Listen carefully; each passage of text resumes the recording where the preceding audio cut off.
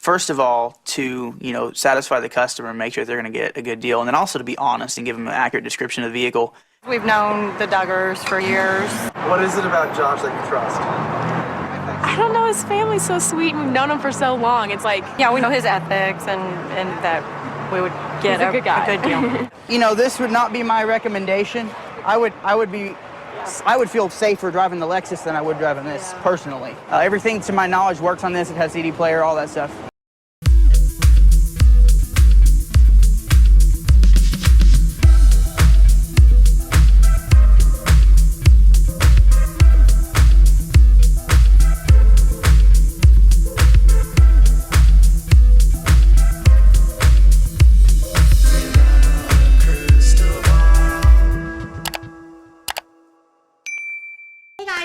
From Without a Crystal Ball. Welcome back to my channel. It is Wednesday, January 12th. I just uploaded a video about Jessa's new house. Well, new to her, the house from church. And I was looking at some of the comments, and I actually had some of you leave comments, and one of my members left an awesome comment that I just wanted to share with you because it was insight that I hadn't considered, and I was trying to remain very neutral in my presentation. And this is what my subscriber or member Gwen Leonard said about Jessa's house, because Jessa says that her dad is not involved in it, and this was insight I did not provide, so here's what she had to say. She said, considering how Jim Bob has controlled his kids, I do find it very difficult to believe that he is not involved in some way with this total remodel of the parsonage home. Jim Bob may not have given the house to Jessa and Ben, and he may not have owned the land and that new house sits on. However, somehow he is involved, for it has appeared for years that Jim Bob does not allow his adult kids to do much of anything, if at all, unless he is involved. I hope that Jessa really does break away from her parents so that she can finally stand on her feet to live on her own life, the way that she sees fit. But considering who her father is, it may not be too easy to have sponsors on her social media as a source of income. Really good point. This was something I didn't bring up, was that Jessa's dad is very involved in the choices, and being that Jason works a lot with Jim Bob's friends and works with his brothers, it would be kind of hard, and he lives at his dad's house, to not have some sort of involvement from his dad, or at least be receiving discounts from some of his building relationships. So really good insight, Gwen. And then one of my other subscribers, Kendra Clark, you have a beautiful picture, actually said something that I also thought was insightful, and then we're going to get to the tea. So Jessa can say her daddy didn't help her buy the house, but it kind of did help. If it wasn't for TLC and daddy, no one would know Jessa Duggar. But Jessa, the reality star, was able to get paid from social media and whatever comes along with having sponsored deals. If she was just plain Jessa, she would still be living in the 2-bedroom house, popping out babies while her husband continued to work these low-income jobs. Thank you, Kendra, for that insight. Very true. She would not have the same clout or the ability to make money on social media without her family name. And I think these are really good insights, you guys, that, being a reality star affords you a life where it's a lot different than the average Joe. And so her ability to get help and assistance and make income is so much different than everybody else's. And she might not have the perspective to really, from an outside view, see how much help her dad is giving to her and to her family. So I want to start doing this type of stuff on this channel. So if you have a comment that is like out of the park, I want to feature them, including I want to make sure to make my members, give them an opportunity to have their voices heard. So make sure you leave me some comments and we will start featuring them in the videos.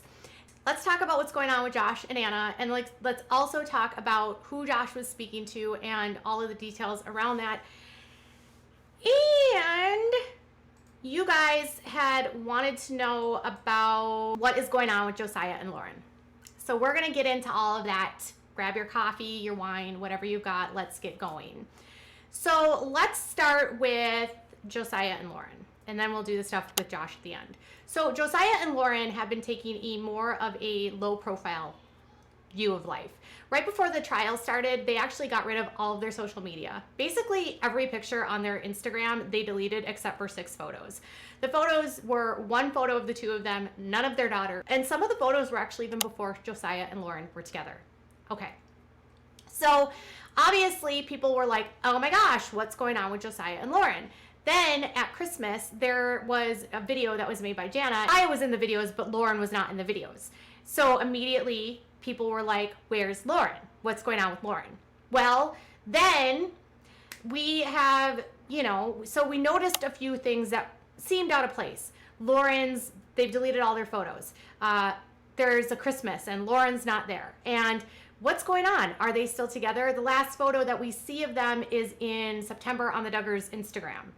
As the world was starting to ask questions and really sort of bring up this idea that there could be trouble in paradise, lo and behold, comes Jed Duggar and his months-old gender reveal. Now, you guys, I don't really dig all these distractions that the Duggars put out because it really takes away from the truth of what's going on in their family, and it's not pretty.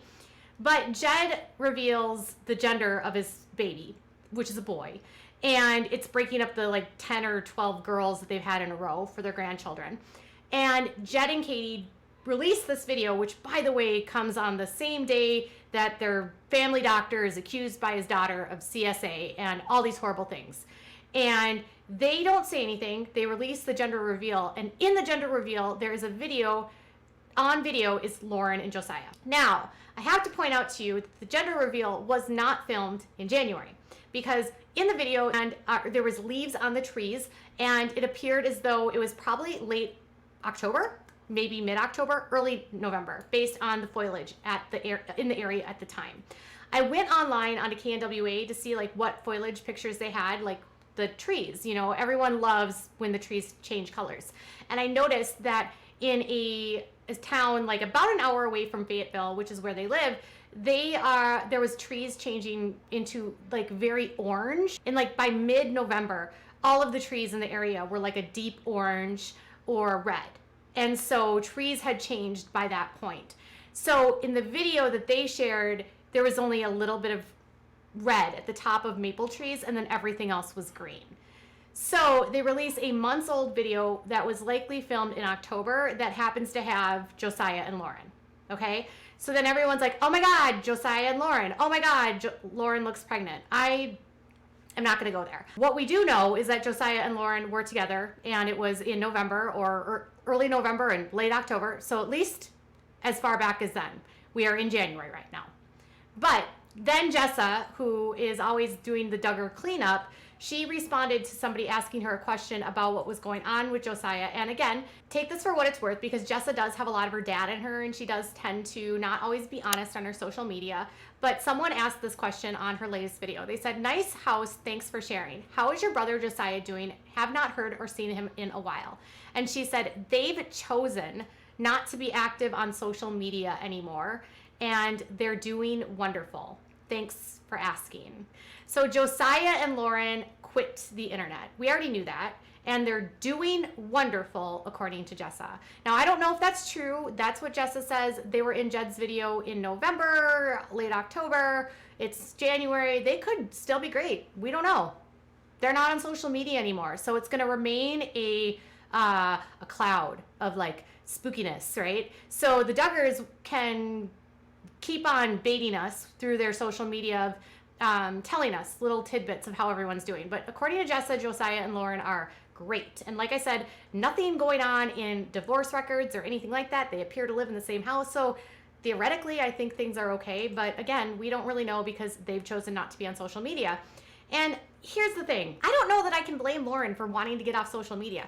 The Duggar fans are so mean to her. It's so not fair. I think of all the girls, Lauren is probably the most shy, and everyone I've talked to says that Lauren's a very private person, a very reserved person, that her family is very quiet, very reserved, not super social, and people were just overwhelmingly awful to her about how she talked about the miscarriage and just not how she doesn't fit in with the girls. But in fairness, she doesn't fit in with the girls. Her mom is not this typical IBLP mom. Her mom has education outside of high school, and she doesn't fit the mold, and apparently her mom isn't super close to all the other IBLP moms.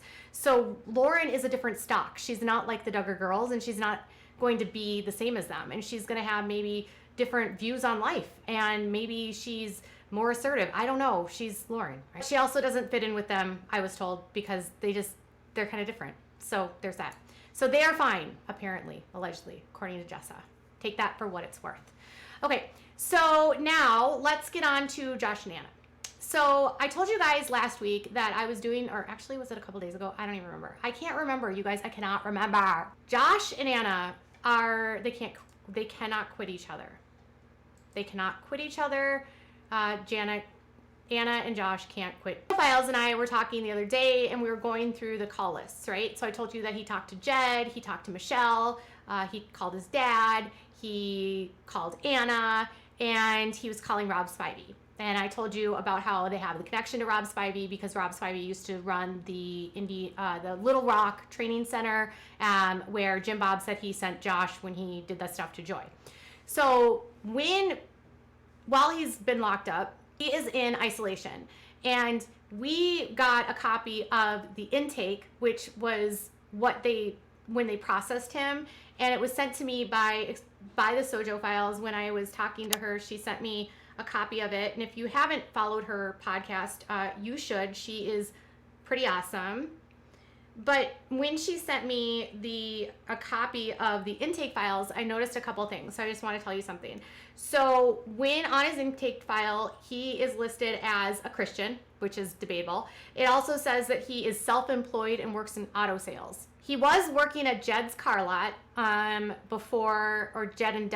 Jed and Mr. Duggar, Jim Bob's car lot, before he went into jail because he had to maintain employment. But I don't know that he actually owned part of that. It was at the Champion Motor Car lot. It also says that his next of kin is Anna because he's married. Obviously, she is the next of kin. So if anything happens to him, they will contact Anna. So clearly, everything's still going on good in their lives, that she's the next of kin. Something I thought was interesting, it says mental illness, no. And he was listed as an SO. So SO, people that do bad things to people. And then another thing was he at risk of hurting himself? And they said no. So he is in protective custody, but it's not for his own protection in terms of like what he would do to himself. It's for his own protection from other inmates. And he has 7 kids, and he's apparently not an escape risk. And that's about it. Now, so the mental illness part I think is interesting. Why? Because when Josh is actually sentenced to prison in the federal system, he might, for the very first time, get real therapy. So when Josh is sentenced, he will likely be sent to one of a few federal places that actually treats people like him. It'll be the first time that Josh will actually probably have professional eyes on him, where he might have his first ever psychological assessment. To date, Josh's treatment has not been from psychological, licensed therapists. All of his treatment has been around the Bible and going to facilities that treat addiction as though Satan has infiltrated them. I found this old clip of Jana actually talking about how everything that happens in our lives, it's all temptation from Satan. And that's not, that's literally how they feel. They feel like if they do something bad, it has to do with Satan. It's vital to recognize where these temptations come from. And who sends the temptation? The devil. And so that, just realizing that it's not so many times, we'll think, oh no, it's just myself. Oh, I'm this horrible person.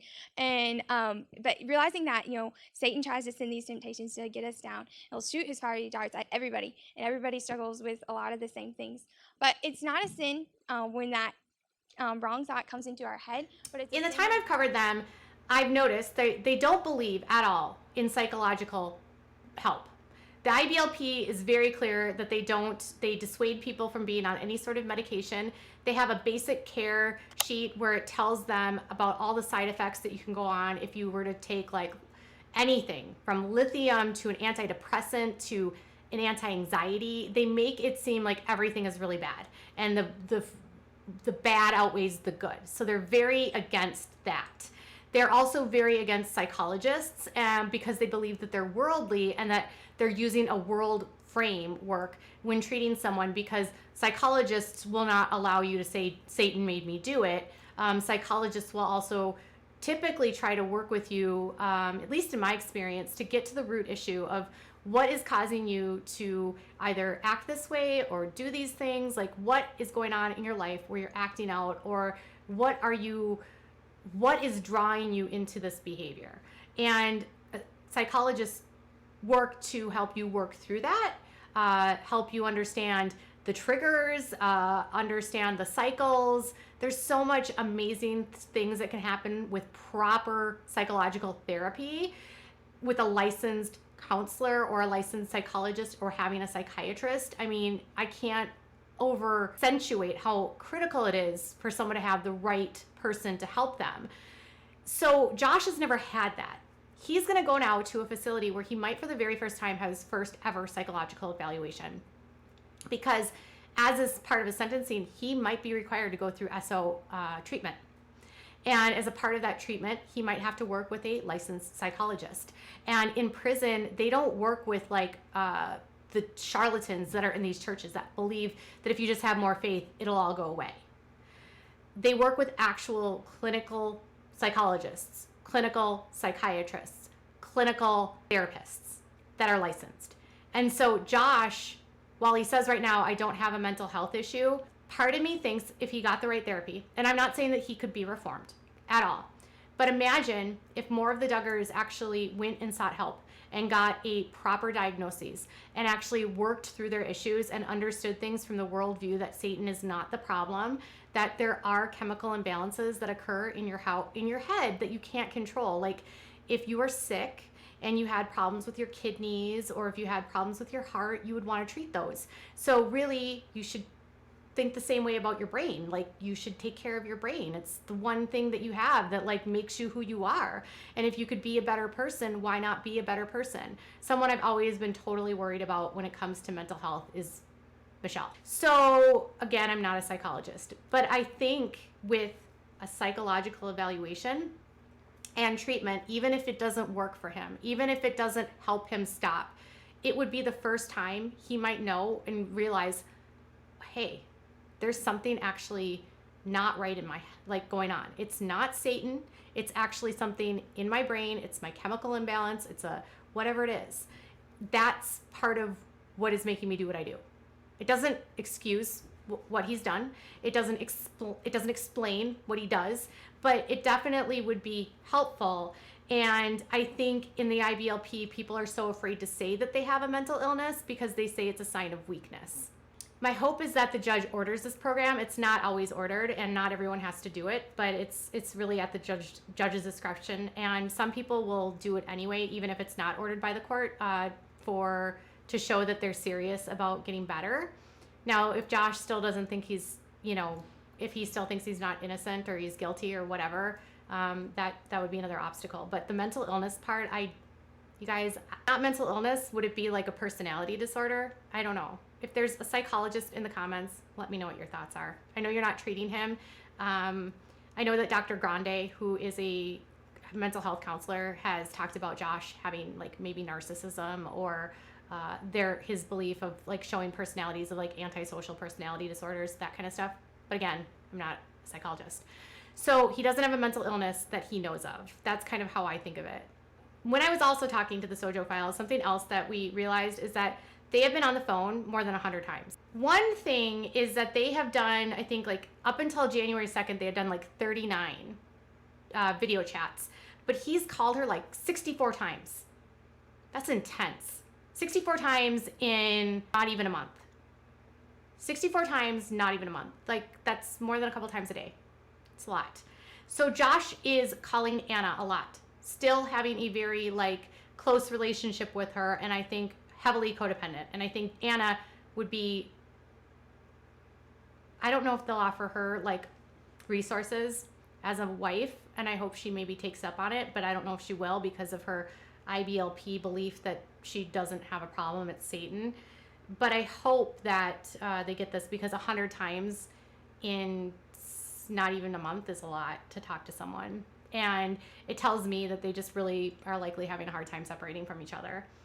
And I hope Anna can separate from this in a more healthy way, because Josh is just, to me, he broke his vows, and he has no business being married to her. So I was looking through some of the teachings of the IBLP, and there's some really interesting tidbits that they put in their newsletters that really help drive home to people that they should not be allowed to get divorced.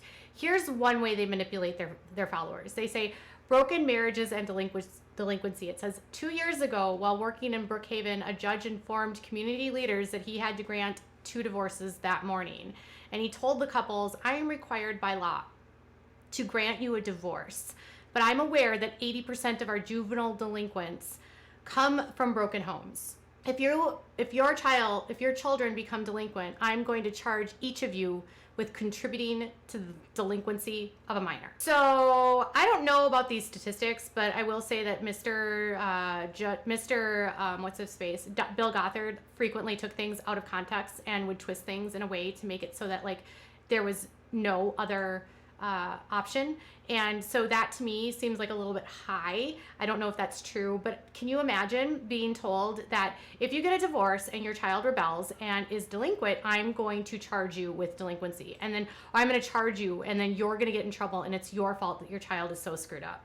Acknowledging that moms and dads staying in really unhealthy situations where a parent and a mom are in a abusive situation and dad is really awful to mom would also contribute to juvenile delinquency. And I think it's fair to say that, you know, marriage between Jim Bob and Michelle did not stop Josh from being a juvenile delinquent, because let's just call a spade a spade. He was a juvenile delinquent. He was doing horrible things, and he was and his parents were married.